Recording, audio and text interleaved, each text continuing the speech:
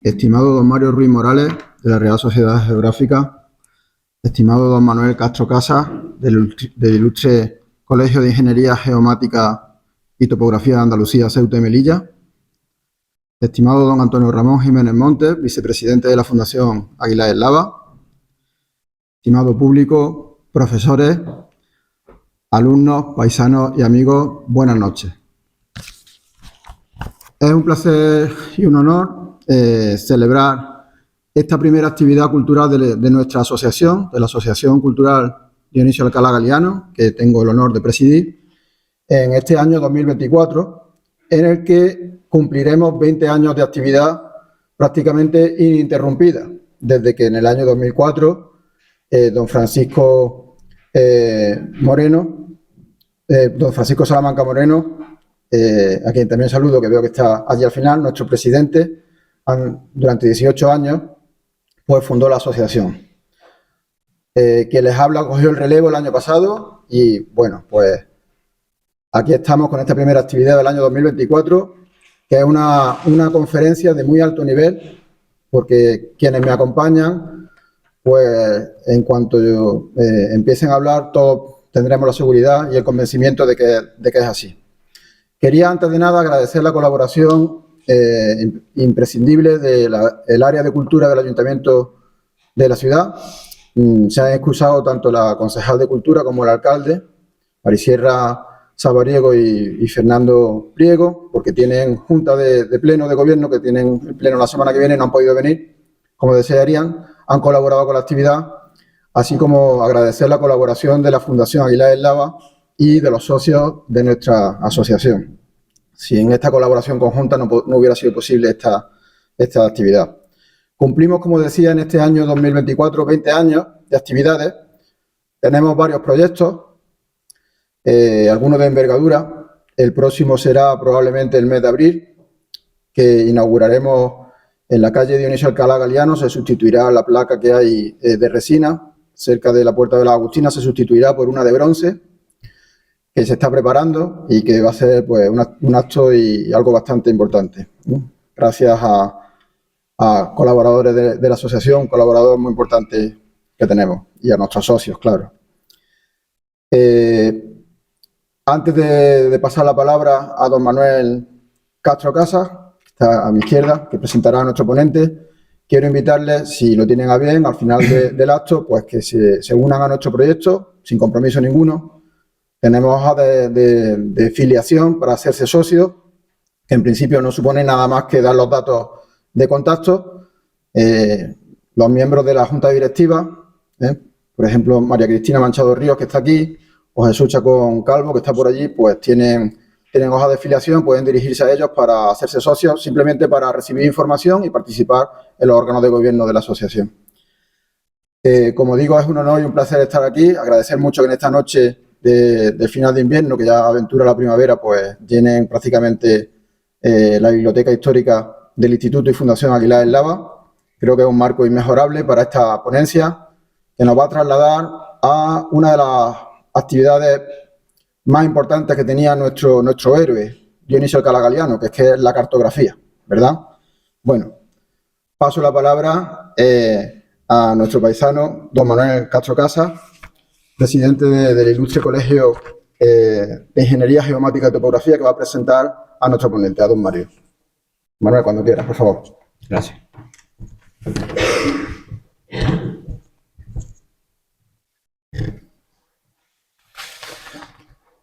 Señor presidente de la Asociación Cultural Alcalá Galiano, representante de la Fundación Aguilar y el Lava, señor conferenciante, público asistente, buenas noches. Voy a proceder a realizar la presentación del ponente de esta charla, don Mario Ruiz Morales, no sin antes indicar que es para mí un motivo de satisfacción estar hoy aquí por varias razones. Una, por reencontrarme en este edificio donde cursé mis estudios de bachillerato y COU, época de la que guardo un grato recuerdo. En segundo lugar, por celebrar este acto aquí, donde inició también sus estudios el ilustre personaje que hoy es objeto de la conferencia, don Dionisio Alcalá Galiano. Y por último, y como no, es un privilegio para mí presentar al conferenciante don Mario Ruiz Morales, persona que cuenta con una profunda formación y extraordinario bagaje en los campos de la geodesia, astronomía y cartografía matemática, entre otros. Mario Ruiz Morales nació en Moraleda de Zafallona, provincia de Granada, en marzo del 46. Es perito topógrafo, ingeniero en geodesia y cartografía, licenciado y doctor en ciencias exactas e ingeniero geógrafo. Es autor de una treintena de libros y numerosos artículos sobre cartografía matemática, su principal línea de investigación. Sus tres últimas obras fueron La medida de la Tierra entre 1816 y 1855, El arco geodésico de Struve, publicada por el CENIT en 2015. También destacar el título Del Mediterráneo al Mar Rojo, Historia de un canal, publicado por la Universidad de Granada en 2014. Y por último, mencionar La aventura métrica de Alexander von Humboldt, también publicado por la Universidad de Granada en 2012. De entre sus numerosos artículos caben destacar los siguientes. Un primer título, Cartas de Carlos Ibáñez e Ibáñez de Ibero a Aymen Lassat, Nuevas fuentes para la historia de la geodesia del siglo XIX. Y Astronomía en la Granada musulmana. Fue profesor de la Universidad de Granada, en la que impartió clases de geometría diferencial en la Facultad de Ciencias, sección de Matemáticas, así como de Astronomía, Geodesia y Cartografía, en la Escuela Técnica Superior de Ingenieros de Caminos, Canales y Puertos. Durante más de 25 años fue director del Instituto Geográfico Nacional en Andalucía Oriental. También fue delegado del Instituto de Radioastronomía Milimétrica, del que depende el radiotelescopio Irán IGN, situado en la loma de Dilar, Sierra Nevada.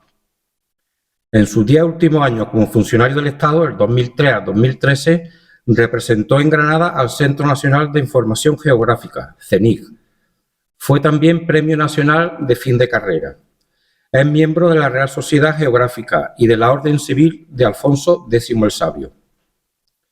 Pues bien, hecha esta presentación, esta noche nos va a impartir la conferencia titulada Dionisio Alcalá Galiano, contribuciones astronómicas, geodésicas y cartográficas. Aspectos que quizás menos tratados en otras charlas habituales que tenéis en esta asociación. Sin más, Mario, tienes la palabra. Muchas gracias. Muy bien.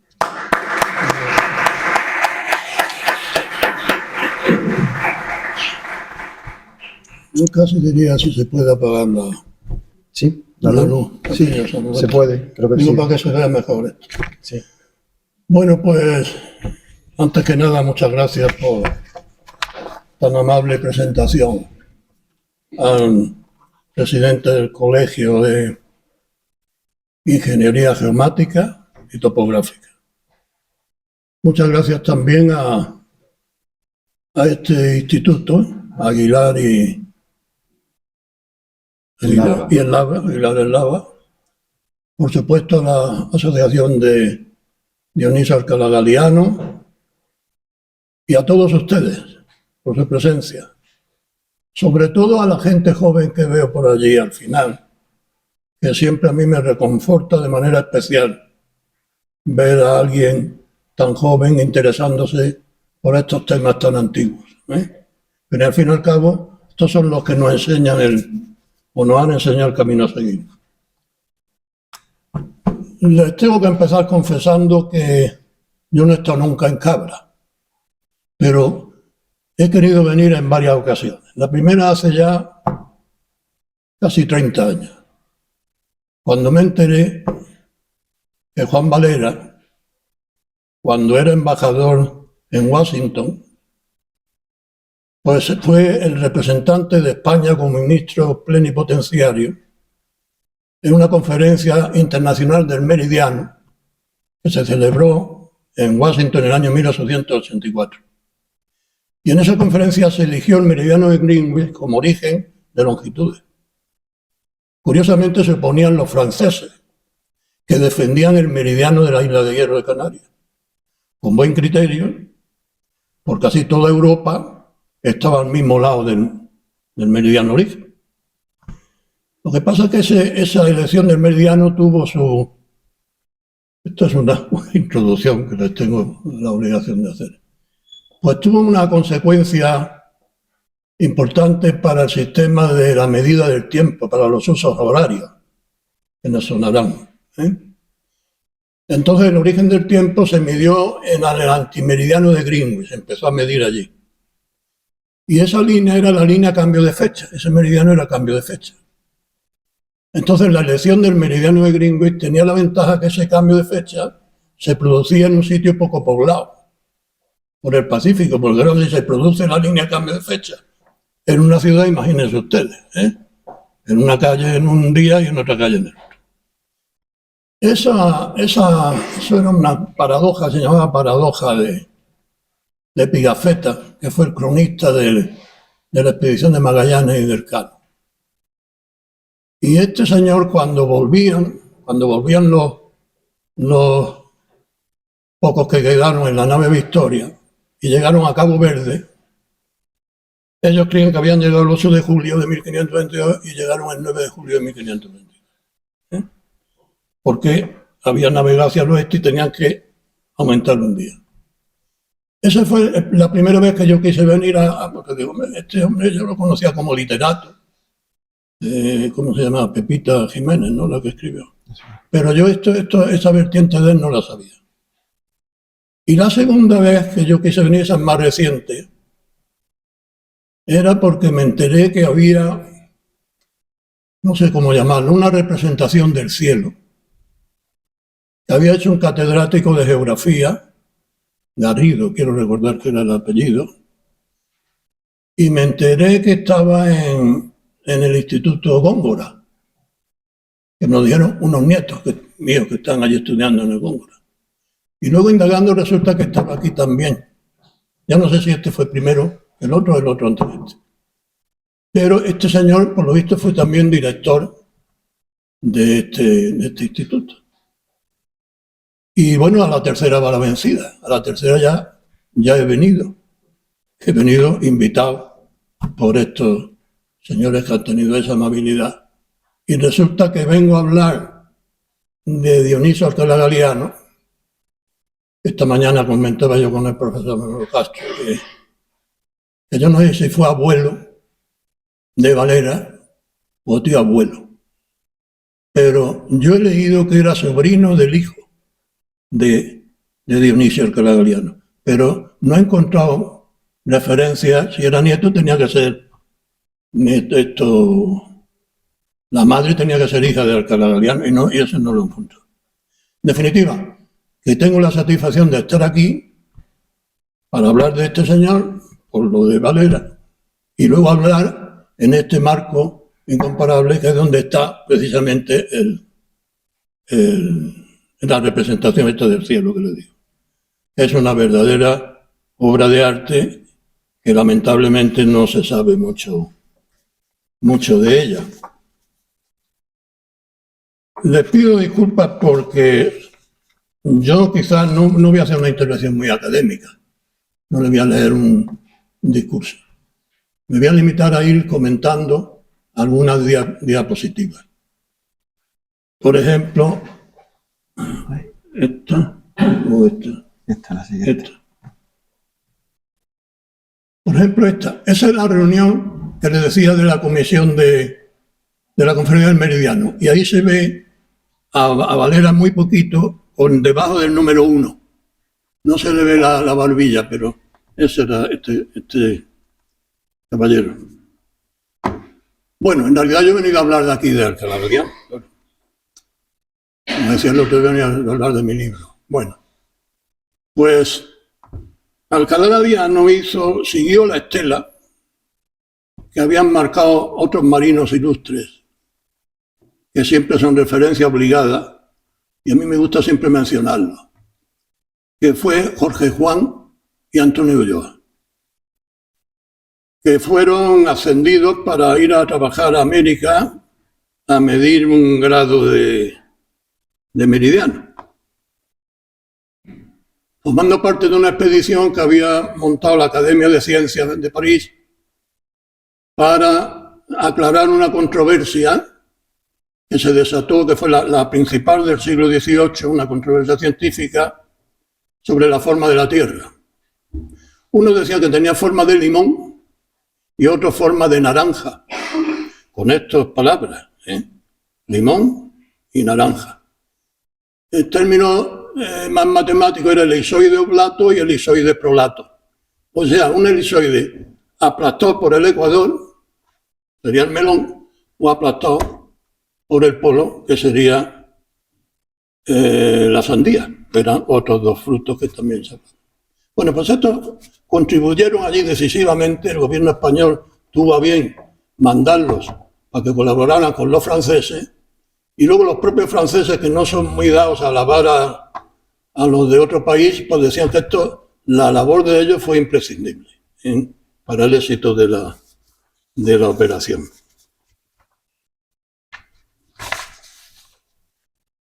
Bueno, ya empezamos a hablar, propiamente dicho, de Galiano. Él, cuando terminó Guardia Marina, me parece que tenía unos 16 años. Y la primera expedición en la que participó fue a América del Sur a bordo de barco, me parece, Júpiter. Y en esa travesía ya empezó él a ser ayudante de los astrónomos marinos, oficiales astrónomos que hacían observaciones astronómicas. Él había aprendido algo de Guardia Marina. Y lo debió de hacer con tanto aprovechamiento que cuando volvió a España, pues Tofiño, otro marino ilustre, pues dijo, hombre, este Alcalá, como otros marinos de su tiempo, son posibles alumnos de unos cursos que querían dar, se llamaban cursos de estudios mayores o de matemáticas sublimes.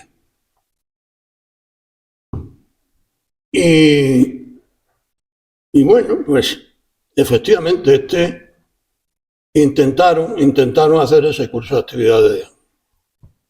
de actividades sublimes, que se llegaron a impartir en el Observatorio de Cádiz en el año 1783. Una de las enseñanzas era la astronomía, concretamente el estudio de la esfera celeste, que enlaza con lo que le he dicho de la representación que hay aquí en el instituto, en el despacho del director.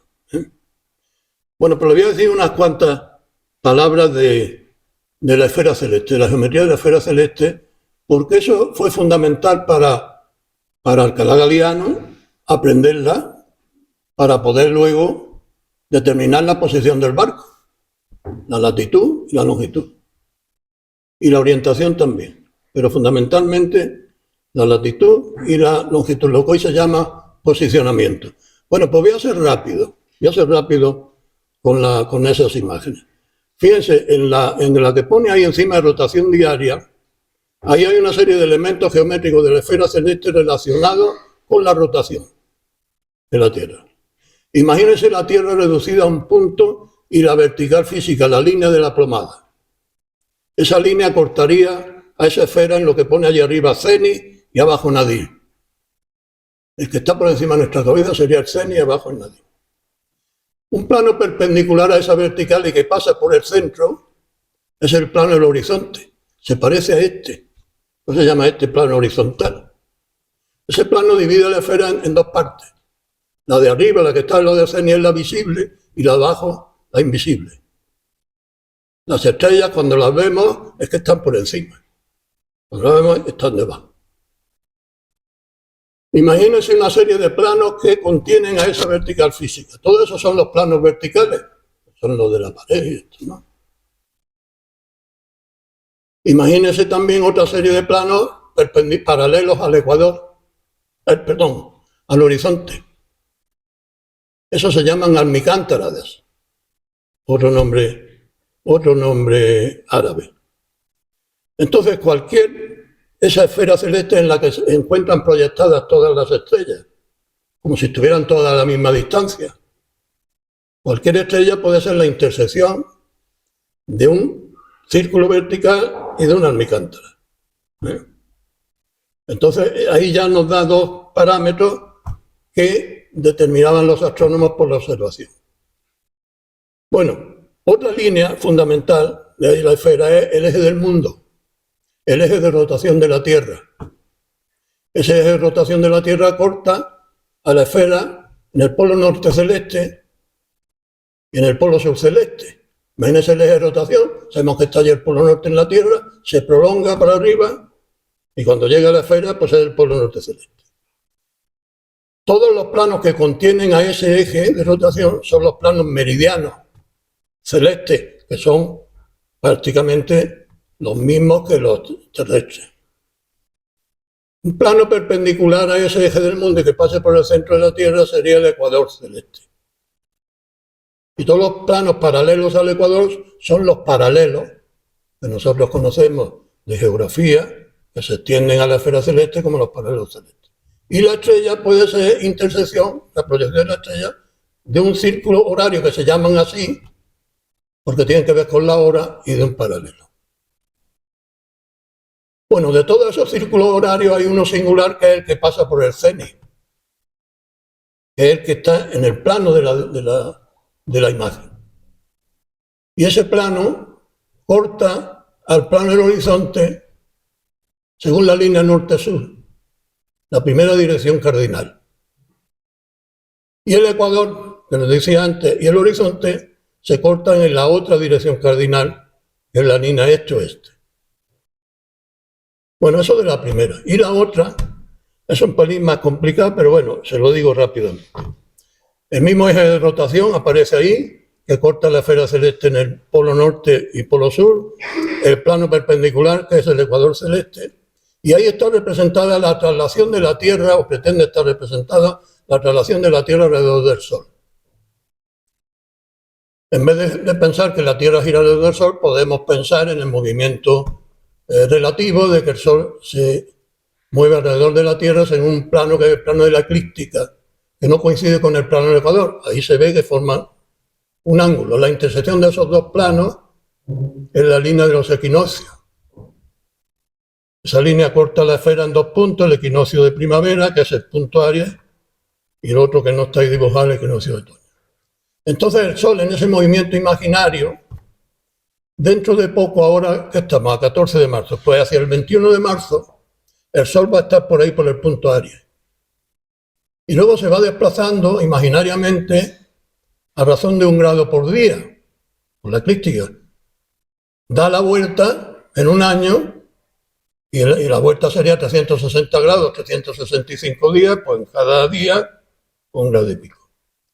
Pero a mí lo que me interesa que vean es que empieza en primavera en el punto Aries y empieza el Sol a despegarse del ecuador, a alejarse del ecuador, y llega al solsticio de verano.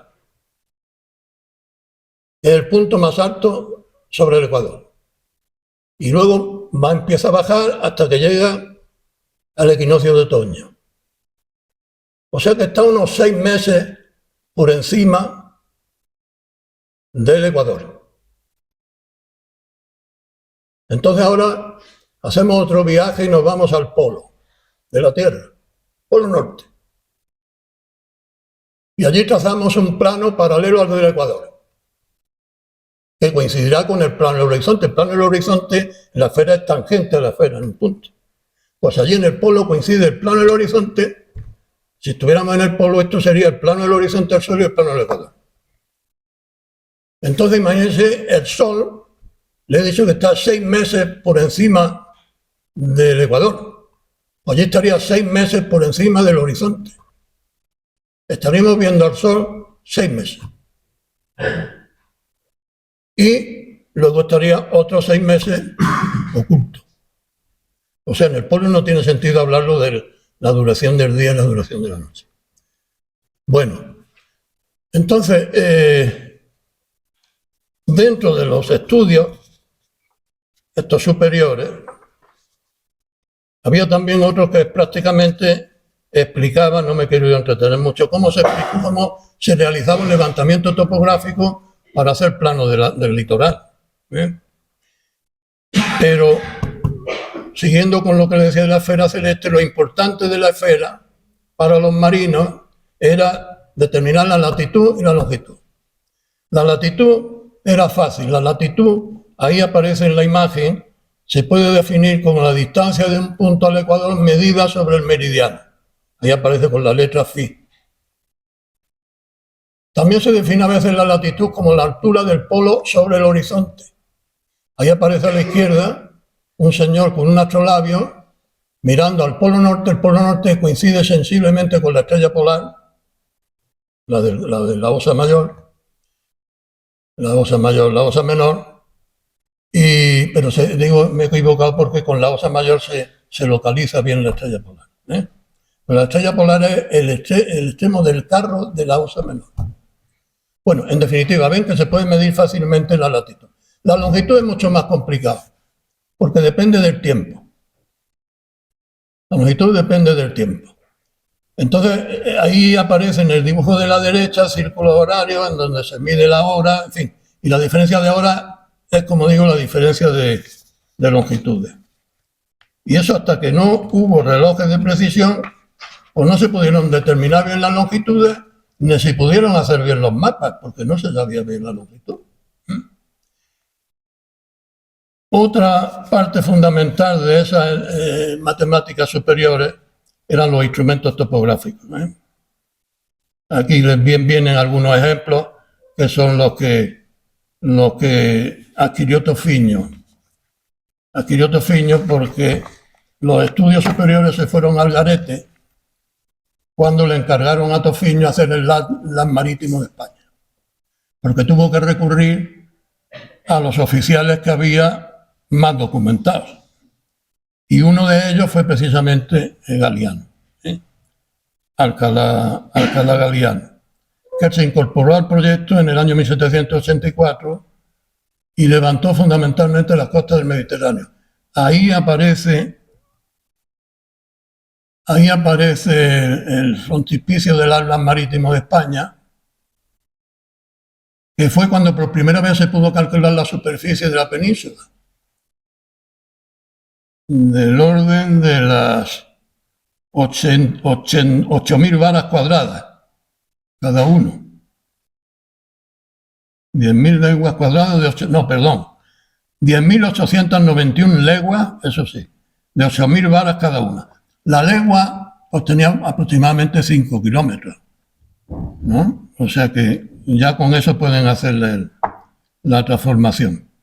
Bueno, les decía que fue Galiano destinado fundamentalmente a los mapas del Mediterráneo, y en este que aparece ahí, que es de Mahón, pues yo creo que probablemente participó. El mapa no tiene puestos los topónimos, pero sí los tiene identificados con números. Yo no sé si ustedes llegan a vislumbrar, ahí se ve un poco. A mí lo que más me llama la atención de este mapa es la fiabilidad o la plasticidad que tiene. Fíjense el relieve, cómo lo consiguieron sin curvas de nivel, sino con sombreado, poniendo ahí segmentitos dependiendo de la pendiente. Eso es lo que se llamaba en el dibujo normales. Bueno, cuando a poco ya de terminar su participación en esta etapa del Atlas, fue destinado de nuevo a Cádiz, volvió a Cádiz y rápidamente se incorporó al Alcalá Galiano a otra expedición, ya además la segunda vez que fue allí a América, que fue a la expedición de reconocimiento del Estrecho de Magallanes. Del Estrecho de Magallanes. Allí, claro, ya participó él junto con Alejandro Belmonte y los dos desarrollaron una actividad ya nada de ayudantes, como en el primer caso, cuando iba con la Júpiter, porque allí ya tenían todo el background que habían adquirido en Tofiño. Fíjense, para determinar la longitud, les decía que era la diferencia de la hora.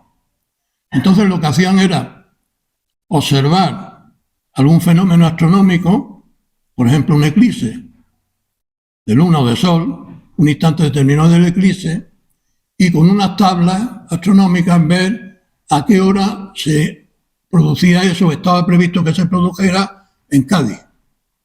Entonces, viendo la diferencia de hora, sabían la diferencia de longitud entre donde estaba el barco y Cádiz. Entonces, hicieron mucha luz para calcular la latitud fundamentalmente. No les he dicho antes, en la figura, no sé si recordarán, hay un triángulo que se resuelve todos los problemas de astronomía esférica o astronomía de posición. El objetivo principal de la astronomía de posición es determinar la latitud y la longitud. Hoy hay un triángulo esférico que estaba formado por el polo norte celeste, que les decía, por el cenit y por la propia estrella. Entonces lo que se hacía era observar la estrella en instantes en los que el triángulo era más fácil. Y lo más fácil es cuando la estrella pasaba por el meridiano, porque el triángulo se reducía a un arco. Entonces no había que aplicar ni fórmulas de trigonometría esférica, ni nada que se le pareciera. Bueno, ellos fueron, estos dos que les decía, Alejandro Belmonte y Galiano, los que hicieron la relación del último viaje del Estrecho de Magallanes de la fragata Santa María de la Cabeza entre los años 1785 y 1786. Levantaron todos los planos de sus puertos. Ahí aparece, si se ve arriba, estas son las Malvinas. Lo que pasa es que lo pone, porque este mapa es una versión inglesa de uno que hizo Canor Medilla. Canor Medilla, que era un cartógrafo que mandó Ensenada a París. Entonces, hicieron el reconocimiento de ese plano, de ese estrecho, y tomaron allí, realizaron cantidad de observaciones. Fíjense una muestra de ellas. Las observaciones que dieron, por ejemplo, el cálculo de las coordenadas geográficas, la latitud y la longitud, al mediodía, porque observaban el Sol a mediodía, que es cuando estaba en lo más alto, estaba en el meridiano, ese triángulo de posición que decía que era el arco. Hacían la alteración de la estima, las variaciones de la declinación magnética de la brújula. Una cosa es el norte, el azimut, el norte geográfico, y otra el norte magnético. Entonces la diferencia entre el azimut y el rumbo daría esa variación de la brújula. Fíjense que en la columna de la derecha, no sé si logran ver ustedes, las latitudes van decreciendo, van por el norte, pone allí norte, y luego van bajando hasta el sur y pasan por el Ecuador. O sea que iban bajando hacia el Ecuador. Y en la parte, cuando ya pasaban el Ecuador, ya no veían la estrella polar. Ya veían la Cruz del Sur. Y aquí tienen otra que es cuando ya estaban de vuelta. Ya van teniendo las latitudes en busca del Ecuador y llegar al norte, al hemisferio norte. Decía que tenían que reconocer el estrecho de Magallanes. En ese plano que aparece ahí, bueno, plano o mapa, la diferencia entre el plano y el mapa depende de la superficie representada. No podemos decir un plano de España ni un mapa de este aula. Decimos un plano de este aula, un mapa de España. Depende de aunque en esa terminología a veces hay sus problemas. Bueno, pues esto que les decía es que esto del estrecho, cuando lo recorrió Magallanes, bueno, y cuando lo recorrieron ellos, porque Galiano lo recorrió también. Entonces tuvo unas 110 leguas, que son 500 y pico kilómetros. La legua tenía sobre 5 kilómetros. Y esto lo hicieron, el reconocimiento de Magallanes fue hacia 1520. Saben también, hombre, un homenaje a Magallanes, que fue un mal querido. En España ni lo querían los portugueses, él era portugués, ni lo querían los españoles. Pues este fue el que descubrió Filipinas y murió allí en la isla Filipinas en el año 1521. Pero tiene allí todavía una escultura que lo homenajea, cosa que aquí cuesta un poquito. Bueno, cuando Alcalá Galiano volvió a España, de ese reconocimiento de Magallanes, que por cierto dijeron que cuando se navegara por aquellas latitudes, que por el estrecho no se debía pasar, debía ser mala la travesía porque recomendaban ir por el Cabo de Hornos, que aquello también tenía sus dificultades. Bueno, pues entonces lo incorporaron de nuevo, se incorporó de nuevo al Atlas de Tofiño, que seguía trabajando. Y concretamente estuvo por las Azores, aunque al final trabajó en el entorno de Cádiz. Yo creo que ese plano de Cádiz, ahí tiene una batimetría en la que intervino probablemente Alcalá Galiano también. Pero eso la verdad que no he encontrado yo más información. Otra de las expediciones científicas en las que participó, yo creo que en la que tuvo más renombre, fue esta de Alejandro Malaspina. Esa expedición recorrió las costas americanas desde Buenos Aires hasta Alaska, visitaron los archipiélagos de las Marianas, las Filipinas, cazaron Nueva Zelanda, Australia, entre los años 1789 y 1794. Recogieron allí una información valiosísima que se conserva en el Museo Naval y en el Real Observatorio de la Armada. Apunté yo por aquí que Malaspina contó desde el principio con Alcalá Galiano, que fue compañero suyo en el Observatorio de Cádiz.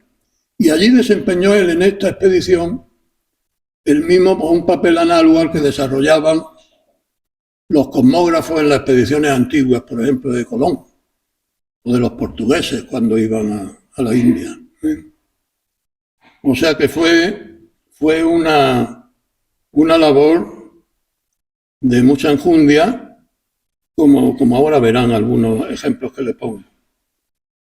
Se responsabilizó, por tanto, como buen cosmógrafo de la expedición en las observaciones astronómicas y en los cálculos correspondientes. En el transcurso de esa expedición ideó un procedimiento para calcular la latitud del lugar mediante la observación de alturas iguales del Sol, es decir, cuando el Sol estaba a un lado y a otro del meridiano.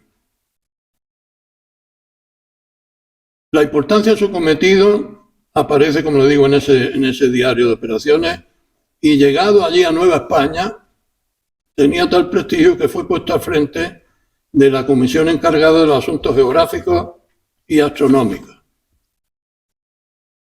Bueno, ahí no sé si verán, pero ese es un documento histórico relevante que forma parte de la recopilación, recopilación de observaciones astronómicas llevados a cabo por la expedición de Malaspina a bordo de las corbetas Descubierta y Atrevida, fundamentalmente por Alejandro Malaspina, Dionisio Alcalá Galiano, Juan Gutiérrez de la Concha, Juan Bernasi y Cayetano Vardés. Y se ofrece en la Biblioteca Virtual de Defensa. Entre las que observó Alcalá Galiano figuran, por ejemplo, el tránsito de Mercurio por el disco solar. El planeta atraviesa el Sol en su trayectoria y entonces se puede ver, por ejemplo, el inicio cuando el planeta empieza a tocar el disco del Sol. Se anota la hora en la que se produce el contacto y se mira en las tablas cuando se produce el contacto. Está previsto el contacto en París. Y entonces se sabe la diferencia de longitud entre París y donde estuviera.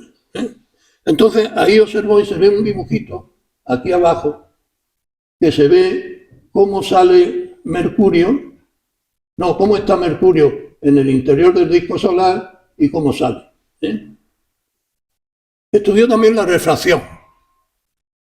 Estudió la refracción, que la refracción es el enemigo público 1 de la medida de ángulos verticales. Porque el rayo de luz que viene de una estrella, cuando atraviesa la atmósfera, se curva con la concavidad normalmente hacia abajo. De manera que cuando observamos la estrella, está la estrella más alta de la cuenta. Hablando en términos coloquiales. Fíjense si es importante que cuando observamos el Sol que se está poniendo, el disco tangente al horizonte, en realidad ya está debajo. Pero la refracción lo levanta.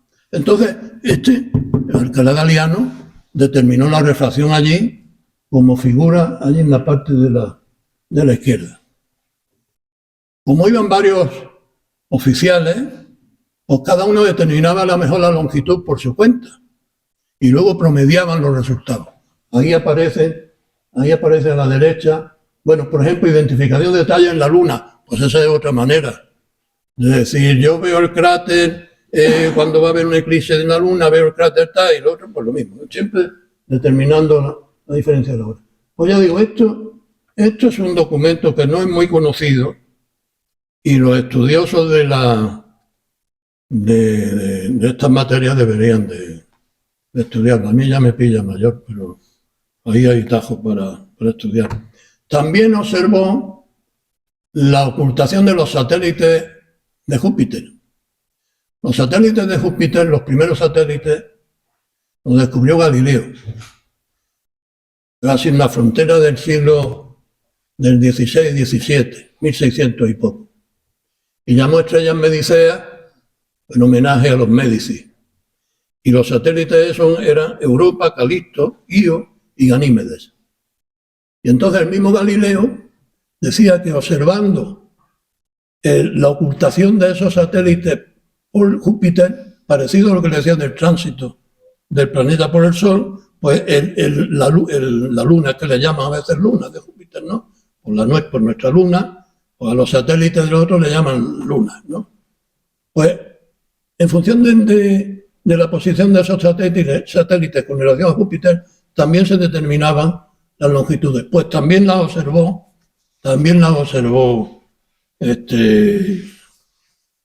Dionisio Alcalá Galiano. Algo parecido a lo que poníamos en lo de Magallanes. Aquí se ve la salida de Manila hacia el Pacífico en noviembre de 1792, en donde se viene recogido una serie de parámetros que él consideró de interés. Hay una medida curiosa que él hizo cuando estaba cuando estuvo en Guayaquil, Ecuador, que fue medir la altura del volcán Chimborazo. El Chimborazo en esa época era la montaña más alta del mundo. Todavía no se había determinado la altitud del Everest. Entonces, durante mucho tiempo, se consideró la mayor del mundo. En relación con la forma de la Tierra, esto les invito yo a una actividad complementaria. Si tienen curiosidad, miren en internet Chimborazo. Y todavía hay algunos que dicen que sigue siendo el monte más alto. Porque la distancia de la cumbre al centro de la Tierra, pues quizás sea mayor que la del Everest. En fin, ahí hay una cosa que es curiosa, que tiene que ver con el achatamiento de la Tierra, ¿no? Bueno, pues él determinó allí por métodos topográficos, ahí le viene un dibujito, que es una versión moderna del que él hizo, pero un dibujo parecido a este viene sobre eso. Entonces, fíjense, ahí determinó el ángulo alfa y beta. Bueno, primero midió la distancia a S, el MB sería el Chimborazo, midió la distancia a S, luego midió la distancia en los ángulos alfa y beta midiendo la cumbre, hizo lo que se dice en topología con una intersección directa, ¿no? Y con eso aplicó luego el teorema del seno y pudo calcular la distancia a O. Después midió el ángulo de elevación, quizás no lo corrigió por refracción, porque lo que quería era calcular la altura aproximada, midió el ángulo ésino y pudo determinar la distancia MO, que es prácticamente igual que la MP, porque ese ángulo que aparece ahí es una exageración para que se vea el dibujo. Y luego a esa distancia MP le sumó PB, y entonces ya pudo calcular la altura de la montaña. PB es lo que se dice en topografía la corrección por esfericidad. Entonces determinó, ya digo, y lo explicaba él perfectamente. Alcalá Galiano develó en su trabajo que había empleado ese procedimiento en Guayaquil. Él decía un procedimiento para calcular la altura de la montaña. y que una vez corregidos por refracción, mire, pues sí lo hizo, los ángulos verticales, pues resultaban unas 3.221 toesas. La toesa, antes de que se implantara el sistema métrico decimal, era la unidad de longitud más usual, 1,94 metros, de los franceses. Los franceses eran los que se llevaban el gato al agua en estas cuestiones hasta que empezaron los alemanes, Gauss y Bessel y toda esta gente. Bueno, entonces salía una altitud próxima a los 6.000 metros, 7.505 varas castellanas. En esa expedición tuvo otra participación, otra relevante que comentábamos esta mañana, que era la expedición que hizo junto a Cayetano Valdés a bordo de 2 goletas que construyeron allí específicas para esto, Sutil y Mexicana. Zarparon desde Acapulco para examinar la costa canadiense. Y allí pues vieron esta isla, que luego recorrieron el perímetro de la isla, esta Vancouver, luego le dieron ese nombre, y ellos se enorgullecían pues de lo poco fiables que eran los mapas que habían hecho hasta entonces los otros cartógrafos. Y decían, los geógrafos de más renombre han asegurado desde sus gabinetes que no existía el estrecho llamado de Juan de Fuca, en la costa noroeste de América. Estas cartas demuestran que aquella sección es un error, así como creer que fuese esta entrada a principio de una comunicación del mar del oeste de América con el mar Atlántico, la cual se había sospechado últimamente. Bueno, eso hace mención a un estrecho mítico, que era el estrecho de Anián, que hablaban en la Edad Media, que comunicaba Asia con América. Que luego hubo algo parecido a ese estrecho que lo descubrió Bering después. Bueno, les quería yo comentar. He puesto esa imagen allí en verde para que vean cómo afinaban, al hacer el mapa. Miren el perímetro que dibujó Galiano en negro. Por cierto, ahí le he puesto yo en rojo donde está una isla. Isla Galiano, que yo creo que mucha gente no sabe que existe esa isla. Desde luego, fuera de Cabra, yo, hombre, en esto me dedico y yo no lo sabía. Desde luego que existía la isla tengo que confesar, la isla de Galiano. Nosotros estamos hermanados con la isla. Perfecto. Pues ver que se ve, desde luego, que lo levantaron con mucha precisión el mapa. Es casi idéntico. ¿Sí? Era fino este hombre trabajando en cartografía. Luego habrá otro ejemplo que también se ve. Bueno, otro de las actividades cartográficas, me atrevería yo a decir de más enjundia, que es poco conocida fuera del ámbito de los especialistas, es el intento de Dionisio Alcalá Galiano por formar un mapa de España. En aquella época, cuando se pudo calcular por primera vez la superficie de la península, es cuando le digo que se hizo la de Tofiño, o sea que estaban más bien despistados en esta época.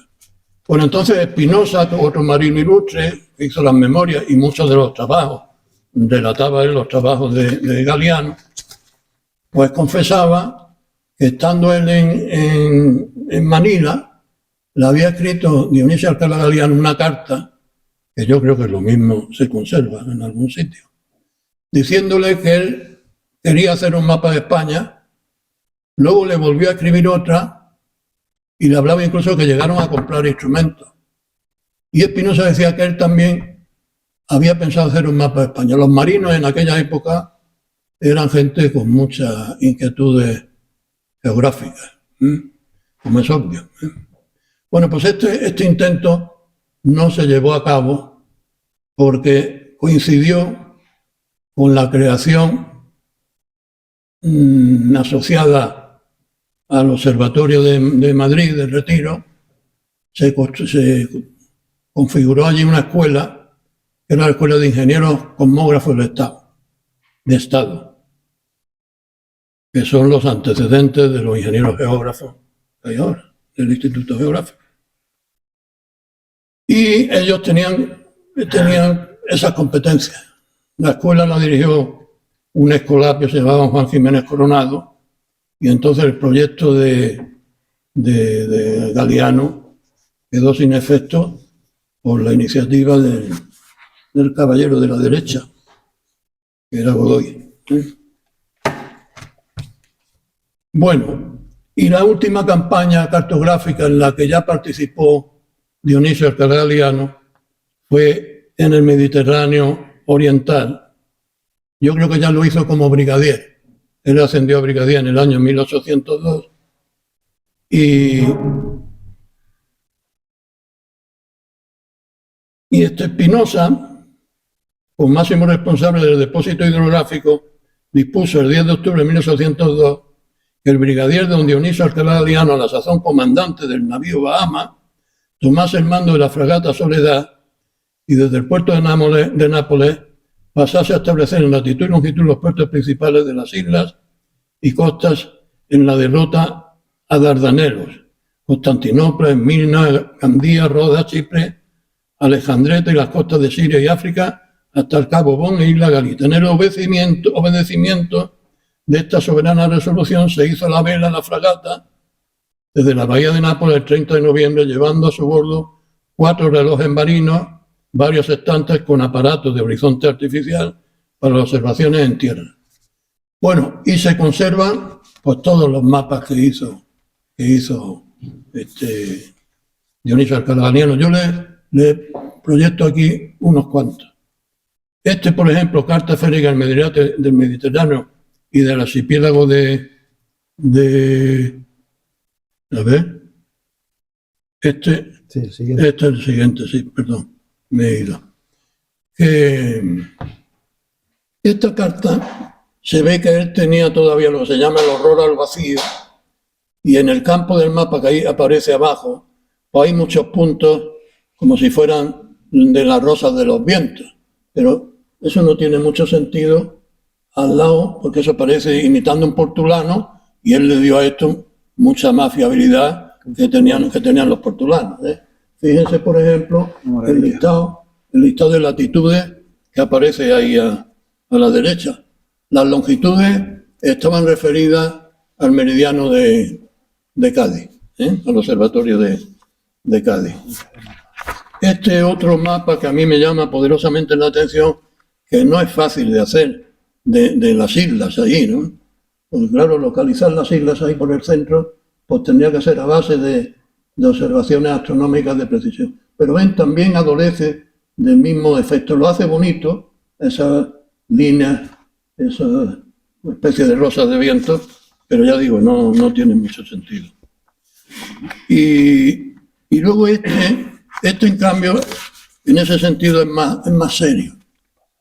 Es más serio, que es la carta esférica del paso de los Dardanelos, del Mar de Mármara y del canal que conduce al Mar Negro. Y incluyó aquí una ventana en la parte superior izquierda con el mapa con el plano de Constantinopla. Se identifican en él los puntos en los que se determinó la latitud y la longitud, y la unidad en la sonda fue o sea que hacían también levantamientos batimétricos y usaban las brazas de 6 pies de Burgos. Voy aquí que es notable la rica información toponímica que aporta y las escalas gráficas que también tiene, tanto en el mapa como en el plano de Constantinopla. Aquí voy a hacer un alto en el camino, en el relato, porque siempre, hombre, a los de ciencia nos acusan que las matemáticas, ya siempre metemos un poco la patita con eso de la geometría que yo les he dicho, pero voy a poner algo de poesía, porque a mí Constantinopla siempre me ha llamado mucho la atención desde joven. Entonces me gustó un canto a Constantinopla que hizo un guatemalteco en el año 1920. Yo les pido que yo no sé recitar, pero dice: de pronto en los confines del mar es como una visión de 1001 noches, que surge como un espejismo que se levanta de las aguas azules y llega hasta el cielo azul. No son las torres más altas las que primero aparecen, no son los domos más blancos los que primero se ven. Es toda la ciudad con todos sus contornos, flotando en una atmósfera de amatista, entre velos muy tenues y muy suaves. Y nada en el conjunto sobresale, nada exige una mirada preferente, ningún alminar se eleva más que los otros, ninguna cúpula embarga la atención deliciosamente dispersa. Cuando el tiempo es claro, se divisa un panorama de Marte, algo borrado por los siglos. Cuando es la hora crepuscular, cuando el sol ilumina la tierra con sus resplandores rojos, los vidrios de las ventanas arden en llamas innumerables y la metrópoli entera luce como iluminada para una fiesta. Para enlazar con la modernidad, les pongo a la derecha una imagen de Google. Una imagen de Google. Fíjense cómo se parece el levantamiento que hizo del plano de Constantinopla con el, con la esquina. Ahí es donde está el Palacio de Toscana. O sea que, y luego ahí hay antes se me olvidó decirle, pero bueno, aquí vale también. Usó una simbología, un signo convencional para las arenas de las playas, que yo he visto muchos mapas, pero yo no lo he visto tan bien hecho como este, como hacía Alcalá Galiano. En los mapas, sobre todo en lo que puse antes de ese de Cádiz y de Mahón, son inmejorables. Ya estamos llegando al final. Espinosa relató en sus memorias los detalles de la expedición de Alcalá Galiano, indicando que concluyó ese levantamiento por el Mediterráneo en Cartagena el día 2 de octubre, tras haber hecho cuarentena en Mallorca.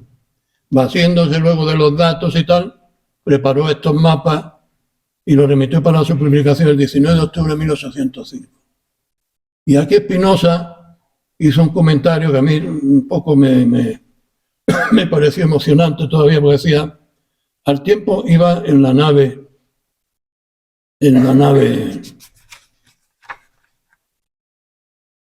no, me he perdido. En Bahama, este fue cuando fue para Trafalgar.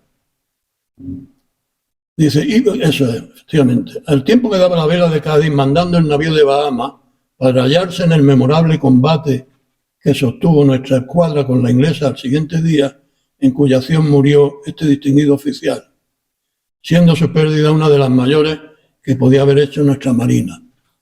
Allí, a la izquierda, hay este planillo que te decía yo esta mañana del Cabo Trafalgar. Estos planos los hicieron los ingleses después de la batalla, los planos de la. Y aquí debajo lo usaron como el barco como presidio. Mira, ahí los tienen. Esto es inglés. Bueno, hizo también Galiano algunas publicaciones relacionadas fundamentalmente con la latitud y la longitud. Aquí tienen la primera, que comenzó a gestarse con lo de Malaspina, con la corbeta descubierta y atrevida. Malaspina, él, claro, como Godoy tuvo con Malaspina problemas, pues lo achacó luego también a este hombre, estuvo Alcalá Galiano un poco postergado por estos problemas. Que en definitiva lo que pretendía este primer libro era la determinación de la latitud, basándose en el triángulo de posición, que es el que le he dicho antes, formado por el polo, el cenit y el sol. Y luego el último, también la memoria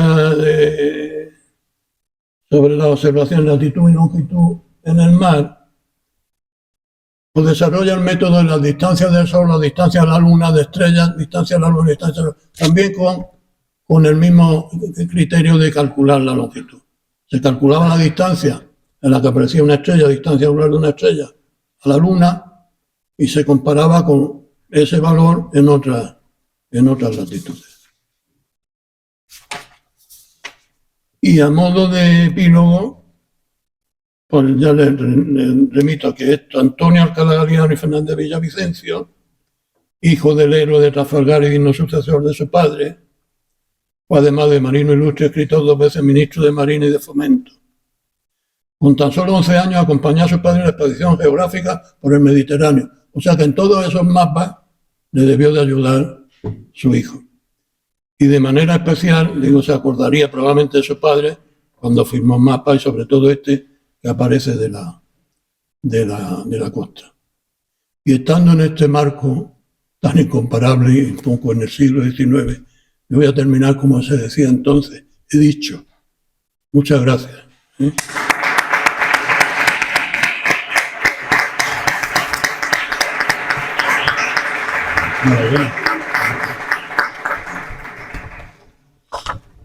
Muy bien, pues muchas gracias, don Mario. Qué magistral ponencia que nos ha ilustrado pues con los conocimientos astronómicos y cartográficos de nuestro paisano. Si alguien tiene alguna pregunta, es ya un poco tarde, pero si hay alguna, y si no, pues damos por concluida la conferencia, agradeciéndole de nuevo su presencia y su atención. Muchas gracias. Buenas noches.